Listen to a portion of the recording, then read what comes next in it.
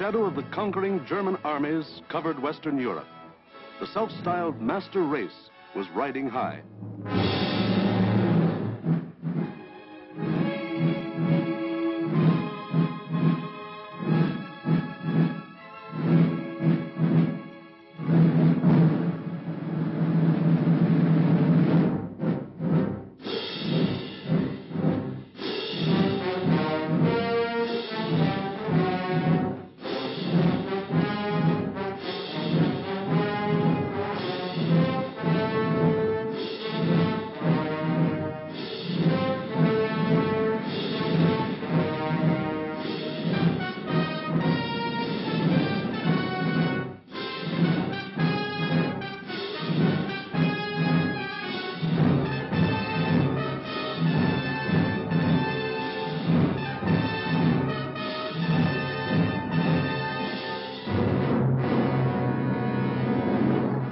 Adolf Hitler stood just as Napoleon had stood more than 100 years before, and looked across the English Channel to the one fighting obstacle that stood between him and world domination.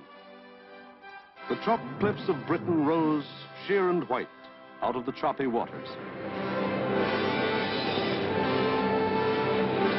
And beyond, a little island, smaller than the state of Wyoming.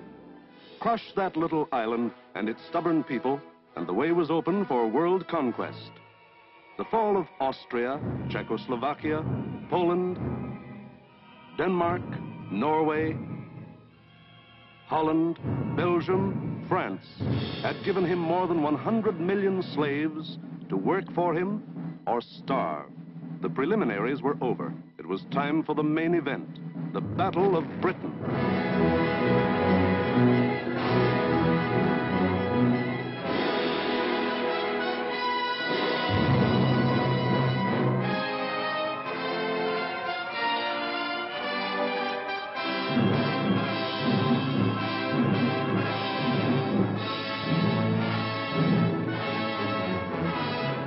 Hitler and his generals feverishly drafted their plans for the conquest of Britain.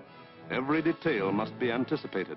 A slip now might wreck the whole timetable of world conquest. 6 weeks of final preparation went into those plans. 6 weeks to determine the history of 1,000 years. The thing was foolproof. See for yourselves how simple the whole operation was to be. Look. German plan for invasion of England. Phase 1. Knock out the Royal Air Force and its bases. Get control of the air and the sea lanes across the Channel. Follow the Blitz plan that had wiped out Poland, the Low Countries, and France. Destroy communication and transport lines. Above all, get command of the air. Phase 2. Pulverize the coastline with dive bombers. Drop parachute troops to take over the airfields and establish beachheads.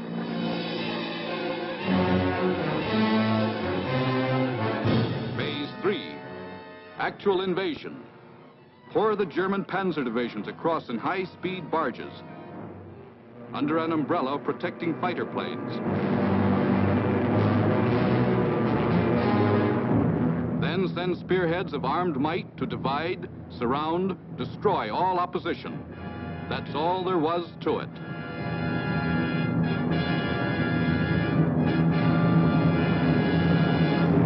Conquer Britain. Force the surrender of the British fleet.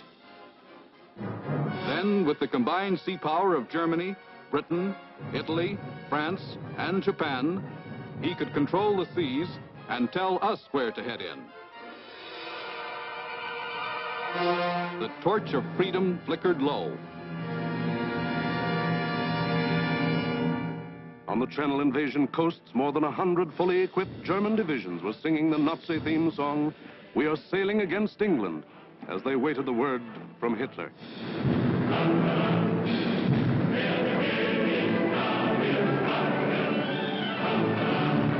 Here, for weeks, all the supplies and weapons of the Nazi war machine had been turned toward Britain.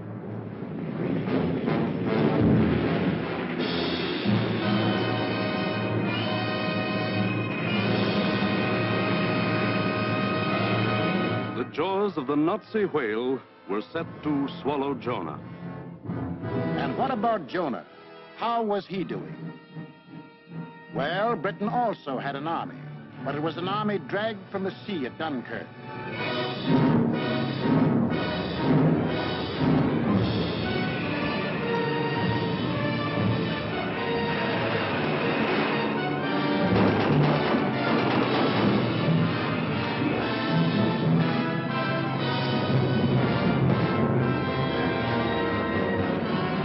Without weapons. These had been left behind on the roads of France. Tanks, guns, motorized equipment, all abandoned to save the one priceless item, men.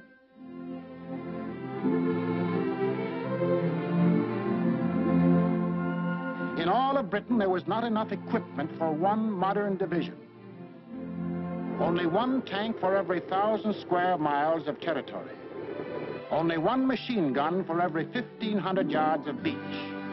Britain had a navy, too, but it was scattered all over the globe, guarding vital food and supply lines. And the British knew it would be suicide to use their fleet in the narrow waters of the English Channel with the German Air Force in control of the air. Britain also had an air force. An air force outnumbered 10 to 1 by the enemy, both in men and machines. And then there was Britain herself, the people of Britain, the people who were to be terrorized and forced to surrender.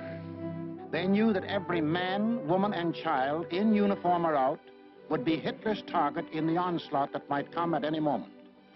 They knew they had a job to do, and not much time to do it in.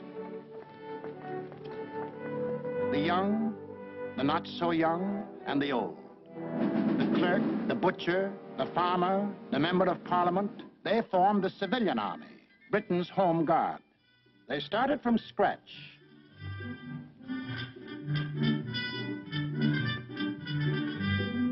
Experience, equipment, supplies, all were scarce. Only one shell to fire at each practice. The women of Britain refused to be left out. We'll enlist too. We'll put up the barrage balloons.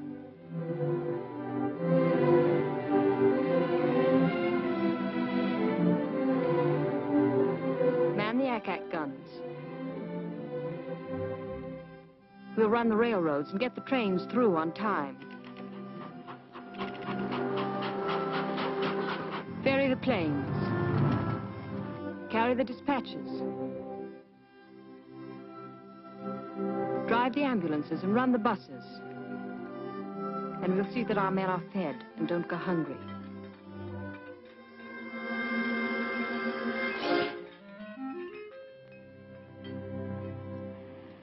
Others work, men and women alike.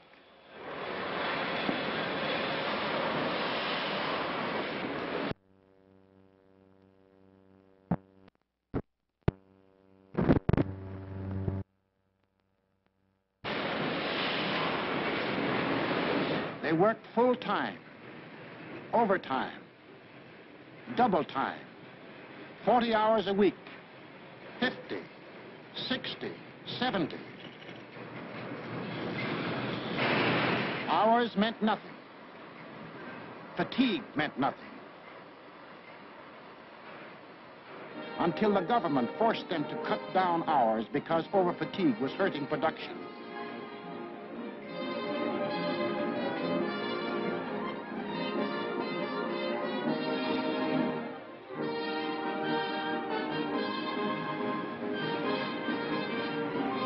And when they weren't working, the men patrolled the moors for parachutists, blocked the roads, rehearsed invasion defenses. For something had happened here the Germans could never understand. In a democracy, it is not the government that makes war. It is the people.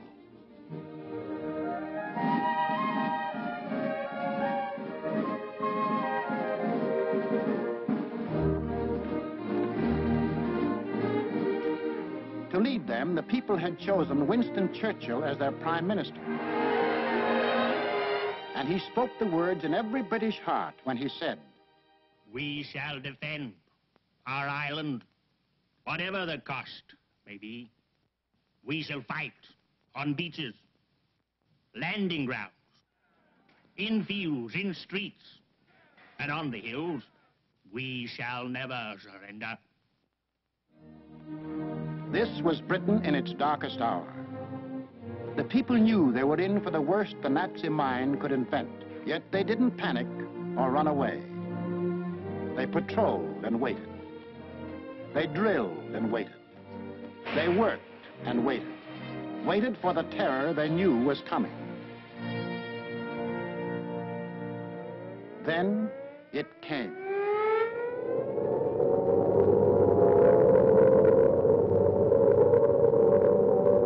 That's the sound that became part of the life of every man, woman, and child in Britain.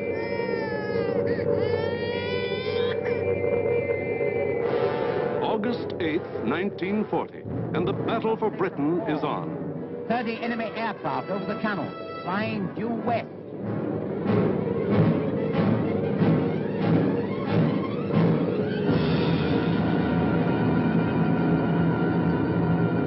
Here comes the Luftwaffe.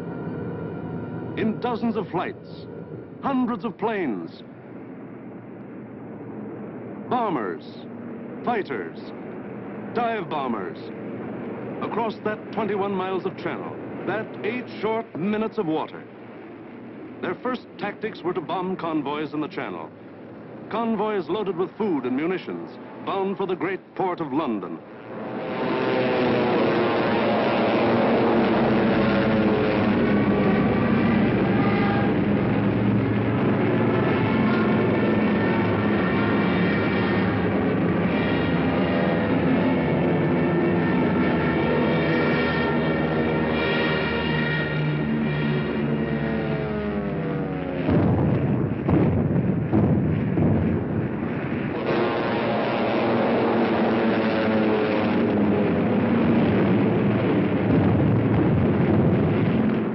Fighters waited overhead for the defending planes of the Royal Air Force, the RAF, to appear. They didn't have long to wait.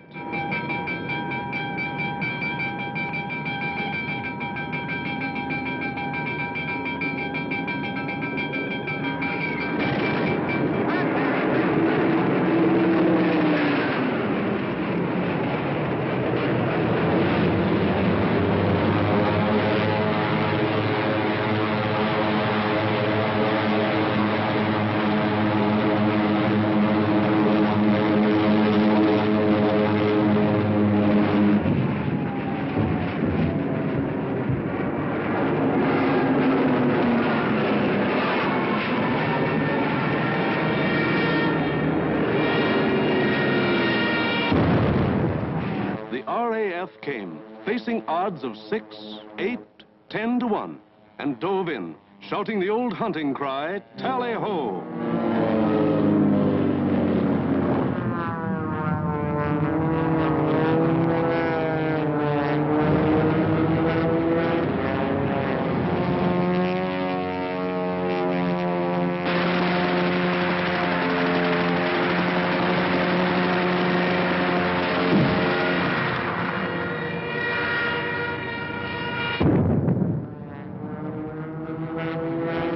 Phase 1 of the Nazi plan called for the RAF to be knocked out of the air. But the men of the RAF hadn't read the Nazi plan.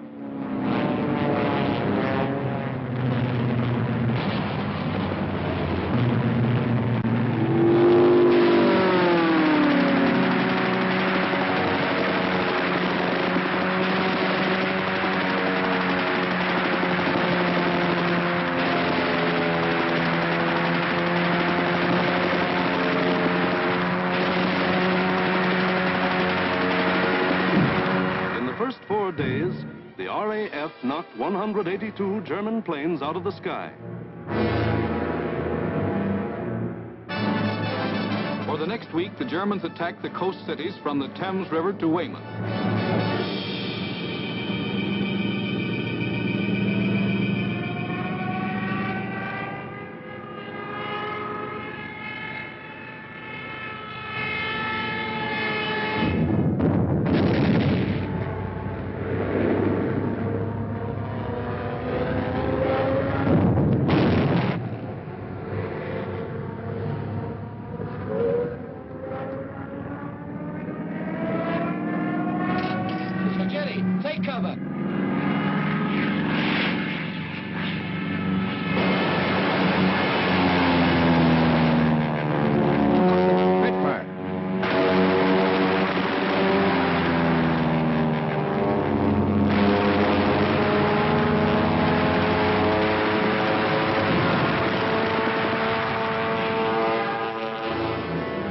paid off with 180 more planes.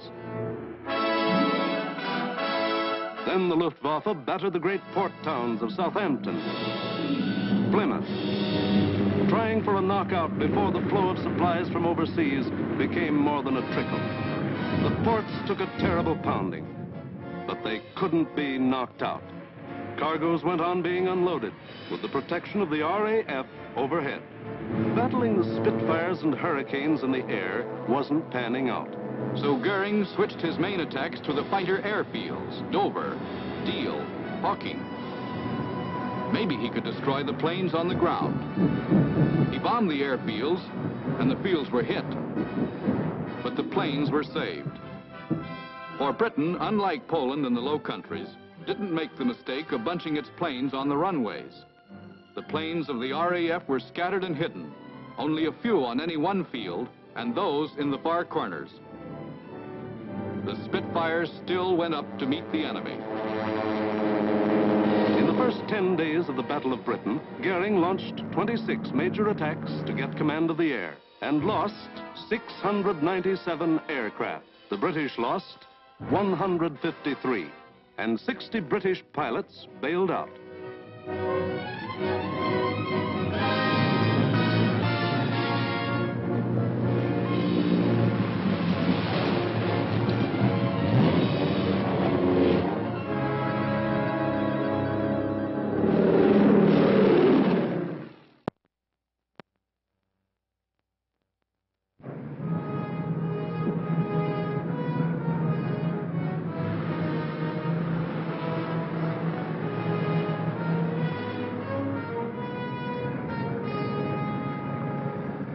Valuable trained men were saved and ready to fight again, but the crews of Goering's planes were lost to him forever.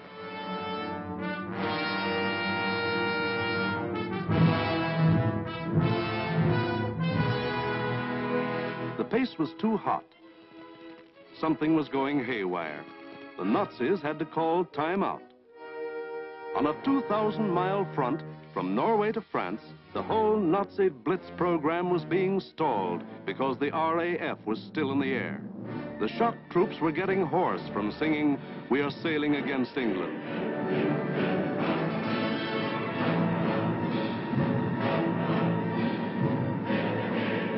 The long-range German guns were getting hot from throwing shells across the channel.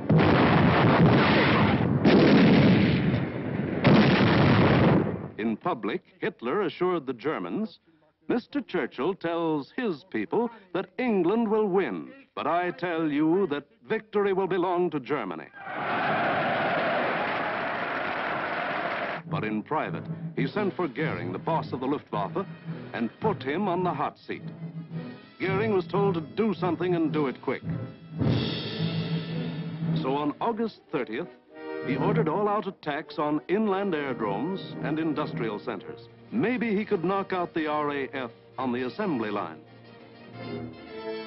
And he adopted new tactics, too.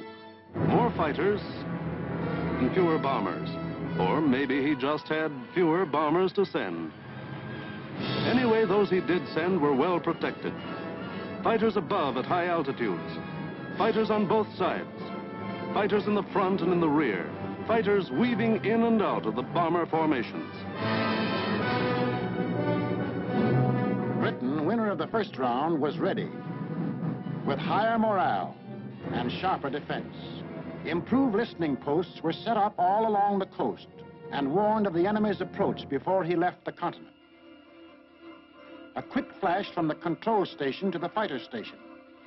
And pilots were on their way to meet the enemy while he was still over the channel.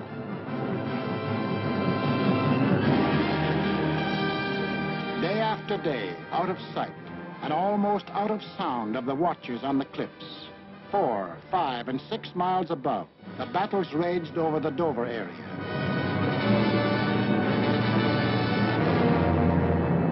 The Dover area became known as Hell's Corner. By sheer weight of numbers, the enemy again and again broke through the coastal defenses.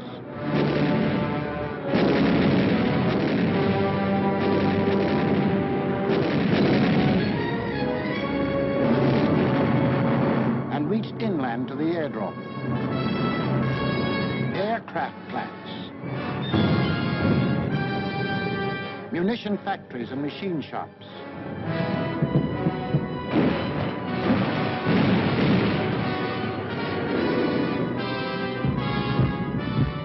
Hello, gunfire in the southeast. Right.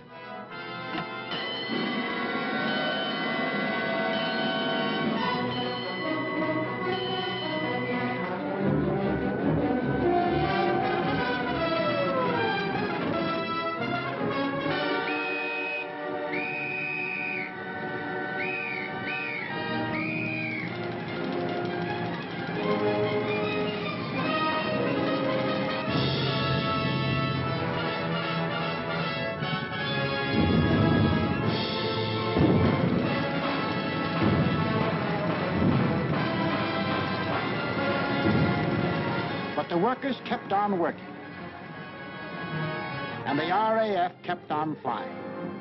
These few men with wings, alone in the sky, behind their motors and machine guns, were shooting down more than the Luftwaffe.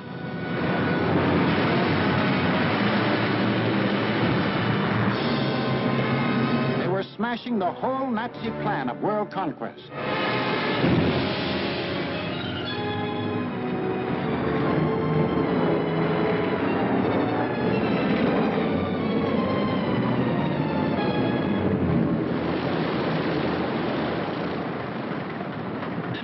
Johnny? 109 destroyed, Freddie, yes. Oh, good show. How'd you get on, sir?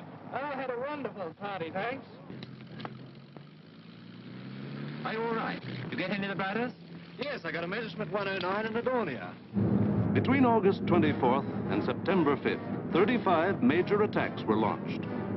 They cost the Germans 562 planes, while the British lost only 219 planes and saved 132 pilots. Invasion plans were going completely haywire. The Nazis were blind with rage. The German mind has never understood why free people fight on against overwhelming odds. Hitler now knew he was superior in every weapon except the weapon of spirit. So he told Goering, break that spirit, crush the people, crush the spirit of democratic life itself. Invasion now would have to wait. The Nazis would avoid the RAF and smash the great city of London into the rubble heap they had made of Warsaw and Rotterdam. Could London take it? Even the people themselves didn't know the answer. The defenses they trusted in were London's hastily assembled anti-aircraft, the Ack-Ack guns, the balloon barrage which kept the raiders at high altitudes,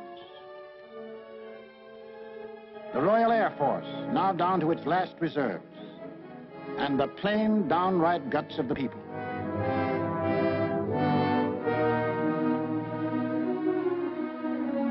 They sent more children out of the city.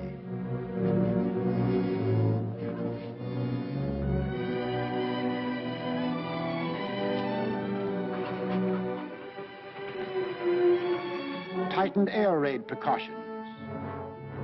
Stationed more airplane spotters. Rehearsed firefighters. Moved into bomb shelters.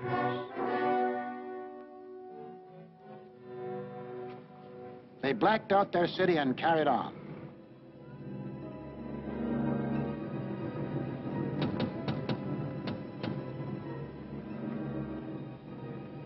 The first blow, aimed to crush the British spirit, came on September 7th.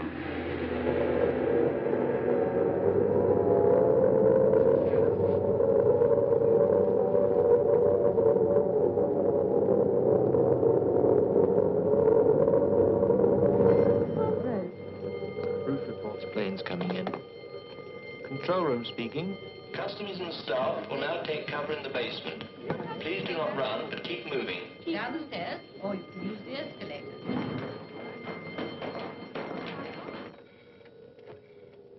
Third floor, clear. Second floor clear. First floor, clear. That day, when 375 German planes came roaring up the Thames River, the Battle of Britain became the Battle of London. The Germans broke through the charge of Hurricanes and Spitfires that went out to meet them.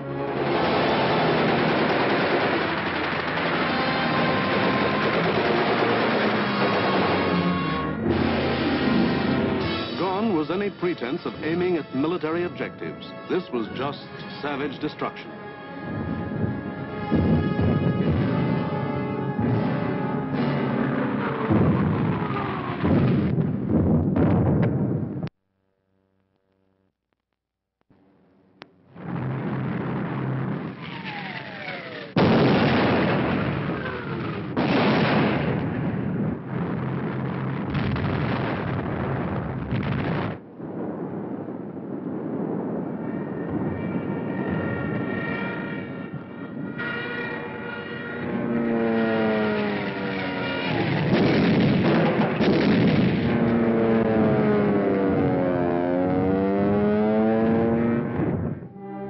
Fell alike on the homes of the East End poor and the Mayfair rich, on shops,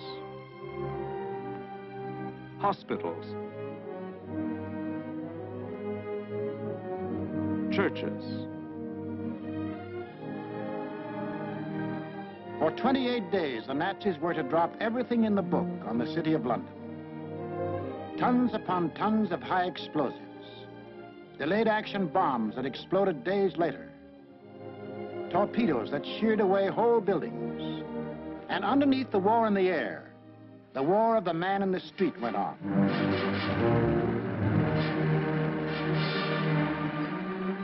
He learned to exist with very little food. He forgot what it meant to have a night's sleep, spending most of his time underground in the damp and dark and cold. Hello, Mrs. Fox. You're here early tonight. Well, I'm on the safe side, aren't I? I think that'll be all right now. Yes, that's grand. Anyway, I'll be back in a few minutes if you want. Now, how are we going to get you up there? Get a young man to lift you up. Tiny? Hello. Come, this young lady, a lift up. Righto, I'm coming.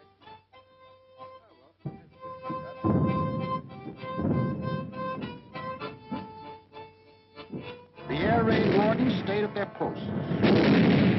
Doctors and nurses worked on steadily as the bombs crashed all around them. Rescue squads labored night and day. Hey, Warden, I found her. Is she dead? Right, Doug. Firemen said, nuts to the bombs and battle to put out fires.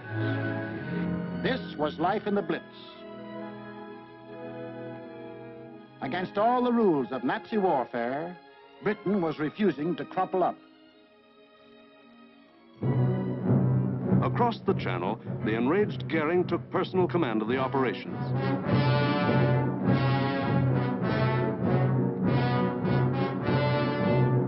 And on September 15th, he sent the Luftwaffe into one of its greatest attacks.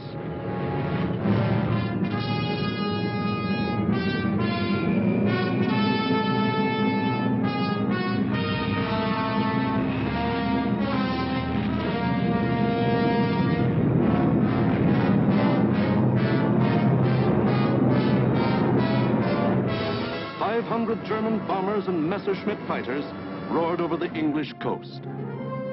Stowmouth calling. Planes heard 3 miles southwest. Shout for hostile planes approaching from the southwest. The British met the challenge by throwing in everything they had.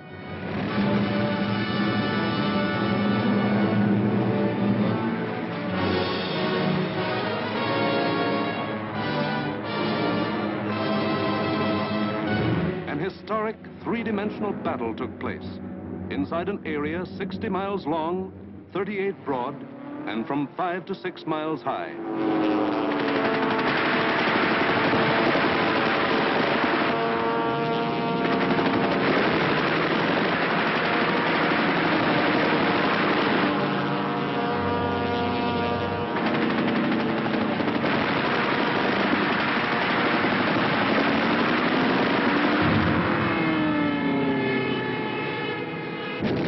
200 individual dogfights took place within the first 30 minutes of the raid.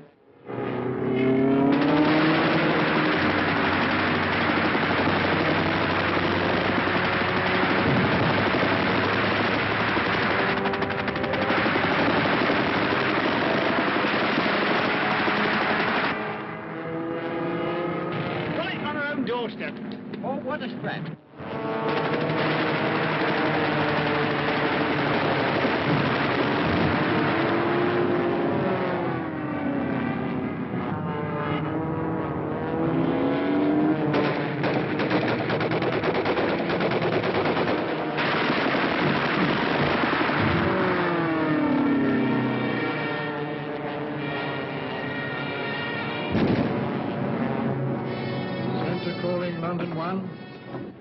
Thank you, Center. We'll keep a lookout for them. Hostile formation to the south. Some of the German bombers broke through London's defenses.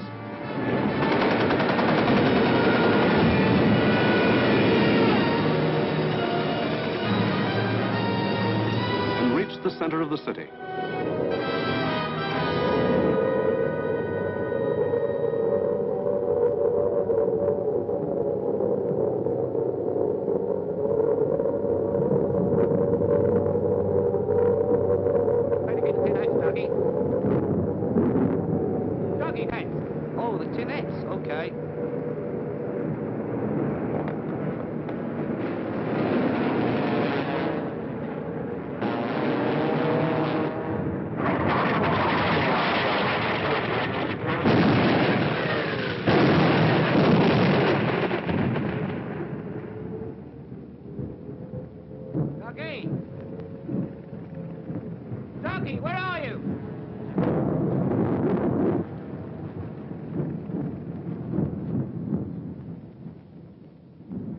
Blimey, I thought they'd got you. Who, me? Nah, I had me fingers crossed.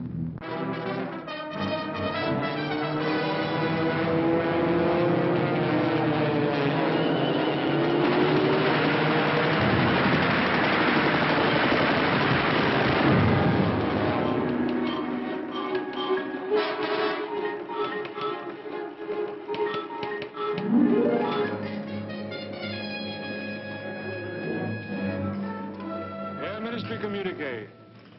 The biggest bag yet. 185 enemy aircraft shot down. End of message. Of the 500 German planes that came over that day, more than 1/3 were shot down. In the 28 days of terror from September 7th to October 5th, the Nazis dropped 50 million pounds of bombs on the city, killed 7,000 helpless civilians, and wounded 10,000 more. Bombs fell on Buckingham Palace,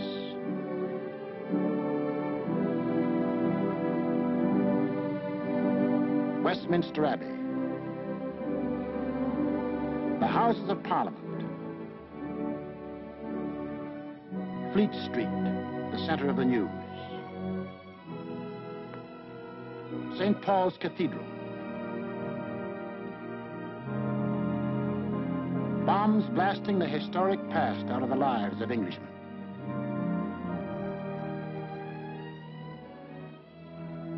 But in these 28 days, the Nazis lost 900 planes and their crews. The more they sent over, the more were shot down. The British Spitfire had proved to be one of the deadliest weapons ever put in the hands of man. If this kept up, pretty soon no more Luftwaffe. The frantic Nazis had to pull a new one. They did. On October 6th, they changed to night attacks. Maybe that way they could avoid those deadly Spitfires and Hurricanes. Maybe that way they could crush the stubborn British spirit. Never mind control of the air. Never mind Phase 1, Phase 2, Phase 3.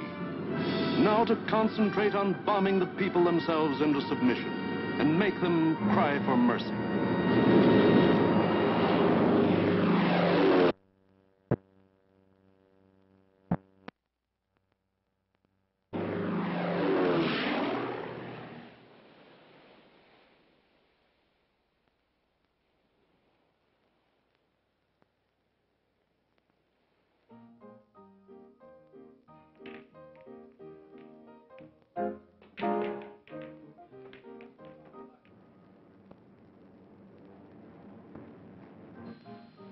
Hostile raid, sir.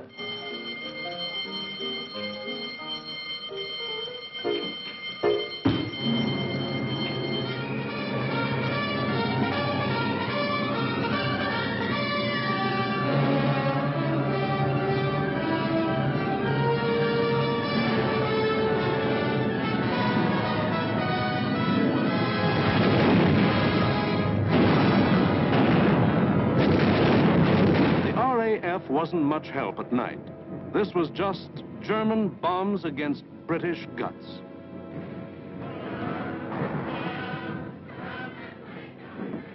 Harvey. Hello, Jack. Sound happy enough down there tonight, don't they? Yes, they're all right.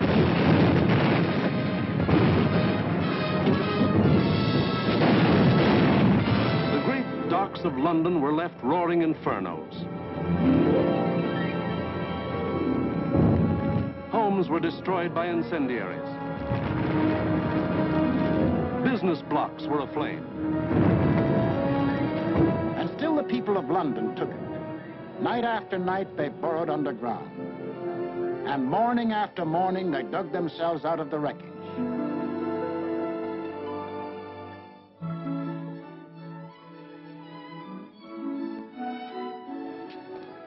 Good morning, Mrs. Ford. Good morning, Miss Ryan. See you tonight. Righty-o. Come on, Bessie.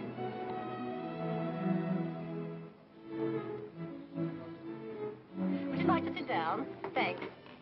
Morning, Miss Ryan. Sleep well? Fine, thanks. Wasn't it a quiet night? What about the one that came down about 2? No, I didn't hear it. Did you? No. Oh, we're getting used to them around here.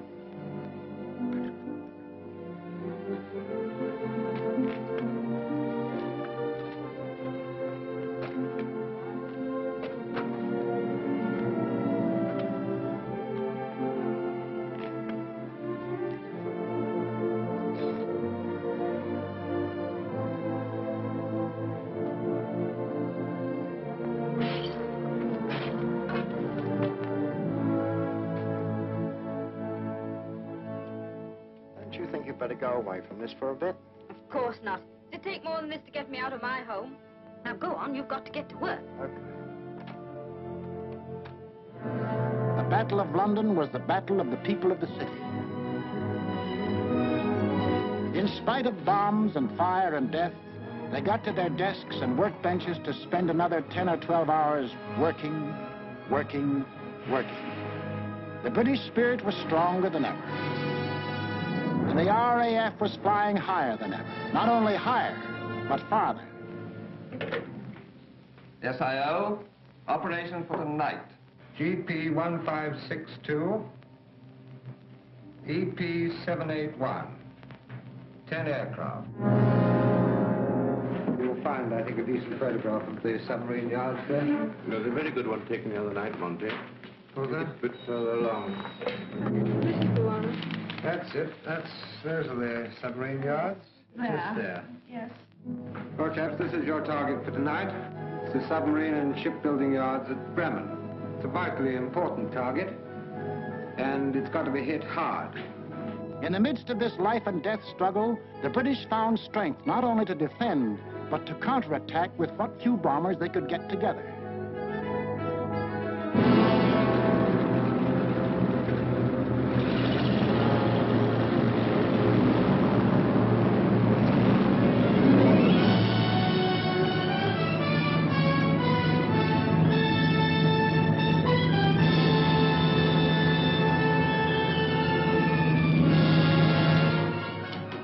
Charlie airborne, sir.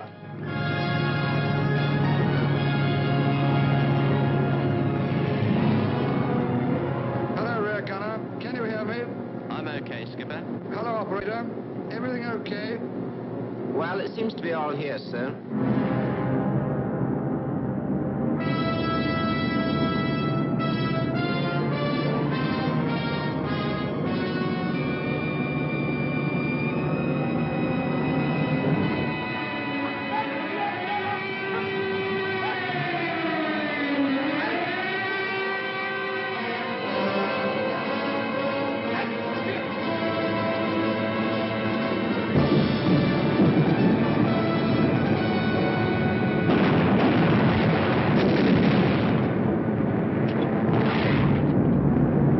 Stand by. I'm going in a glide.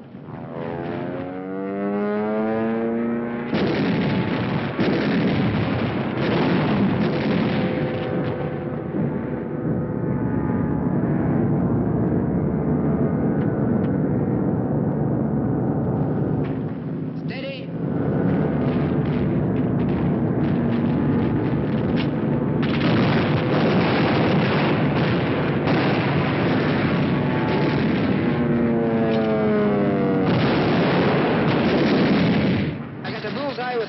on. Here was the RAF giving it back. Hitler cried, "Night, gangsters! For this crime I will exact 1,000-fold revenge." All the available German night bombers were put into the air.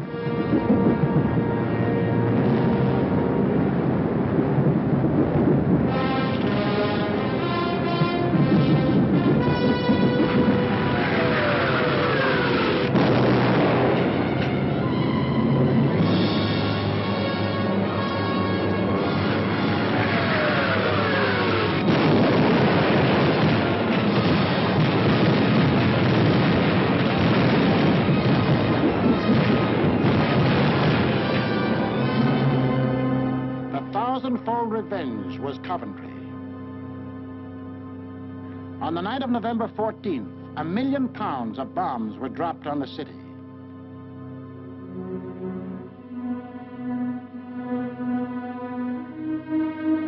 Coventry was smashed as flat as Warsaw and Rotterdam.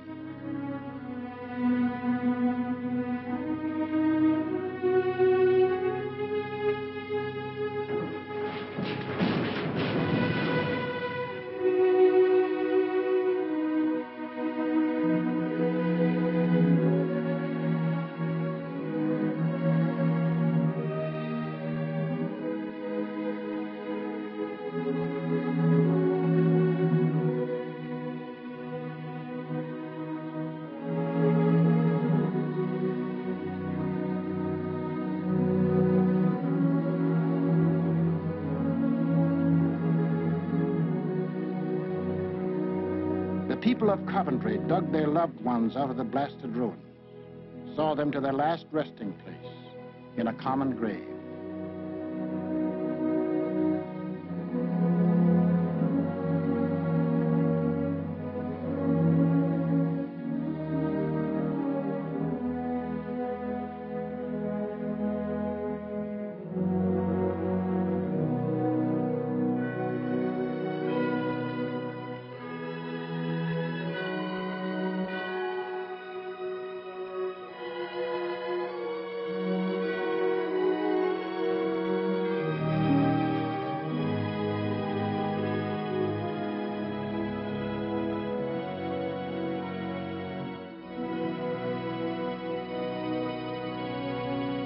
Hitler could kill them, but damned if he could lick them. They went back to their lathes and machines, for they knew the machine bench was as deadly a weapon as the rifle. And in their hearts was a grim determination that this enemy must be destroyed, that the day was coming when they would strike back, and how they would strike back.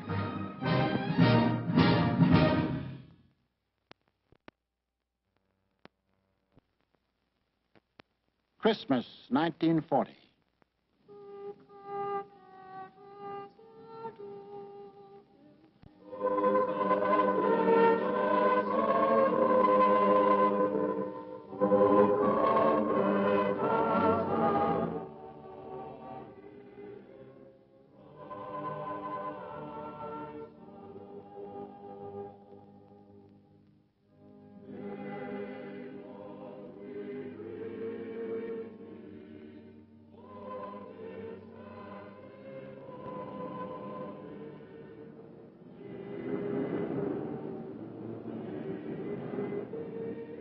Christmas, season of peace on earth, goodwill toward men, was the ironic quiet before Hitler's great burst of rage against a people who couldn't be licked.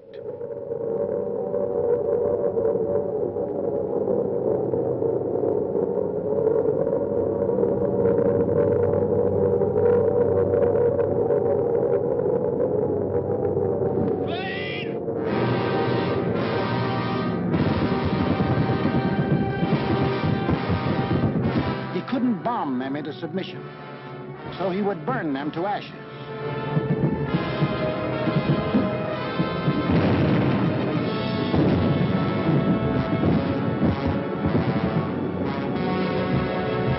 Millions of firebombs rained down on the great city of London.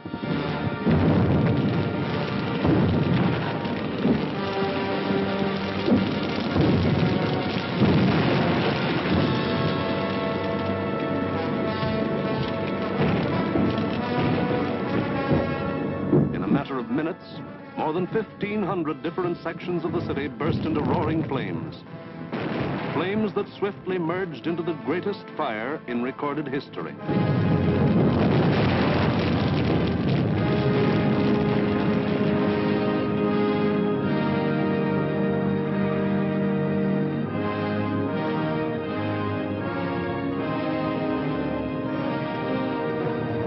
In the midst of all the fire and destruction, vital water mains were shattered. Water pressure was almost entirely cut off. Heroes of the night were men of the London Fire Brigade who stretched temporary hose lines out to the center of the Thames River, struggling through mud and slime.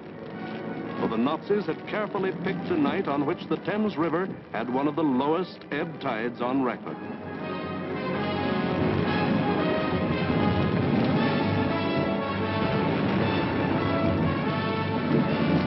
And while London burned above them, the people of the city held on. Chin up and thumbs up.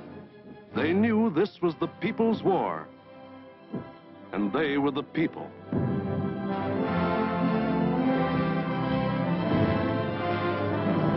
And a people that couldn't be panicked, couldn't be beaten.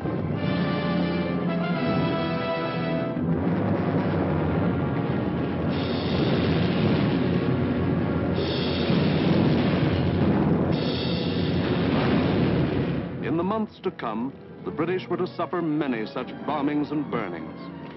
But a nation that calls on cold courage when hot courage runs thin may die, but it can't be defeated.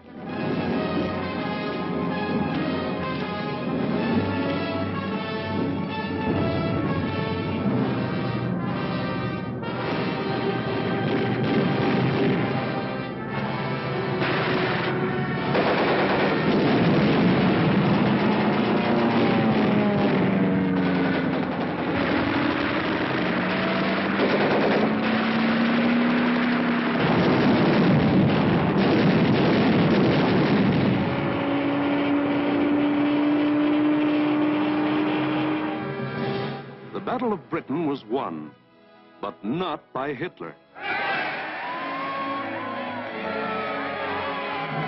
Hitler had lost the battle. He had lost 2,375 German planes and their crews. For the first time, it was the Germans who ate the bitter dirt of defeat. Gone was the legend of their invincibility. For a solid year, the Nazis struck Britain with all their might. They leveled thousands upon thousands of homes and damaged millions of others. They killed more than 40,000 men, women, and children, and seriously wounded 50,000 more. But not one single Nazi soldier set foot on British soil. But Hitler couldn't stop, and in our next film we will show how he had to turn to the east again. Why did the Nazis lose the Battle of Britain? First, because a regimented people met an equally determined free people, and the free people made them quit cold. We've been bombed, dive-bombed, high-level bombed, machine-gunned, been through 2 invasion scares. The last lot we had the house down about our ears. But we're still sticking it, and we're going to stick it. Second, because this was a new kind of war, and the RAF were the men who could fight it. These were the men who belonged to what Hitler called those weak, soft democracies. The British did more than save their country. They won for the world a year of precious time. It was not only for the people of Britain, but for the people of the world that Winston Churchill spoke when he said, "Never in the field of human conflict was so much owed by so many to so few